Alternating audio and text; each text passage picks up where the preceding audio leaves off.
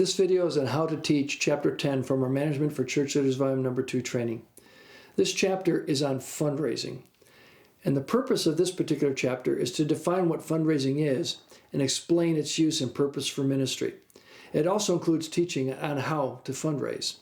You should allow, again, 60 minutes for this training, allowing time for the exercise at the end.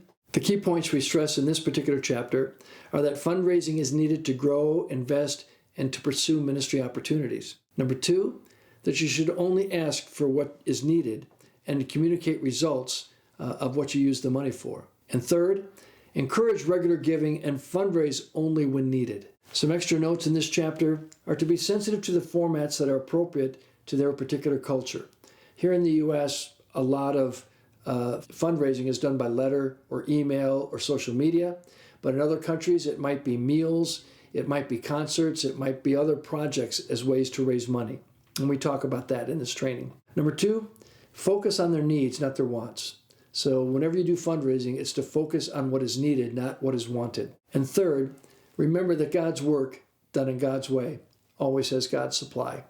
Like the other chapters, we begin with a scripture from Matthew chapter 7, and then there's a paragraph that you can read or paraphrase that explains what we're going to talk about in this chapter. Again, you can open up this chapter by asking a question: how many people do fundraising and what type of fundraising they do? And that's a way of getting an understanding of what they know about fundraising and what they've found to be effective. We then begin by explaining what fundraising is. We give a definition, and that definition, what's important to note, it's fundraising above regular tithes and offerings. That's what fundraising means. It's not to include your tithes and offerings. We then go on and talk about the purpose of fundraising, and we talk about 6 major reasons why you would fundraise. Number 1 is to seek God's will. In other words, you raise funds and God either blesses that and provides those funds or he doesn't.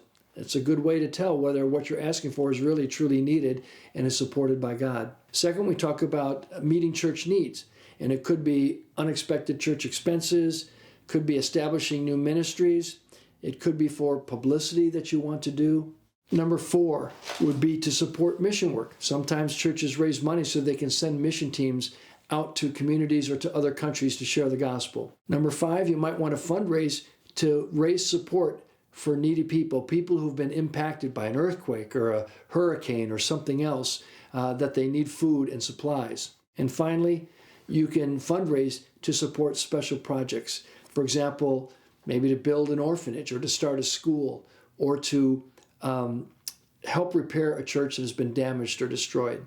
At this point, you can also ask the participants what are some other reasons that they might want to fundraise. In the trainer's manual, I have a little box that talks about the 3 philosophies of fundraising, and you should share that with the people and maybe gather some comments about them. It is not in their manual, so you would have to read that to them. Next, we talk about the principles of fundraising, and there are 7 principles of fundraising that we talk about. Again, to ask only for what you need. Again, remember to ask only for contributions above tithes and offerings. Number 3, make sure you specify how the funds will be used. Number 4, clearly communicate why you are asking for the funds. Number 5, commit to reporting back what you did with the funds that you received from the individuals. Number 6 is don't fundraise too often, because if you do that, people think that all you care about is money. And number 7, when appropriate, share information on the progress of your fundraising campaign. At this point, you can have a discussion about which of those 3 fundraising philosophies work best in your city or your country. Finally, we talk about how to raise funds. This last section gives kind of a step-by-step process about how to do a fundraiser. The first thing you want to do is to establish your need. What is it you're raising funds for? Number 2, you would determine how much money you need. Third, you need to decide the best method for fundraising. Will it be an event? Will it be a letter? Will it be something else? Number 4, decide when to raise the funds. Are you going to do it now? Is it going to take you 3 weeks? Remember to avoid seasonal holidays and other things that might impact your fundraiser. Number 5, you want to publicize the fact that you're doing a fundraiser so people are aware of it. Then you actually do the fundraising event, whether it's a meal or a letter or something else. And finally, when it's all done, make sure you communicate back the progress and results of your fundraiser. The last part is to do the exercise. There's an exercise on fundraising in the back, and it lists some different types of church needs and what potential sources you would go after or would try to solicit for those needs, and what method you might choose for that particular activity. Thank you for watching this video on how to fundraise.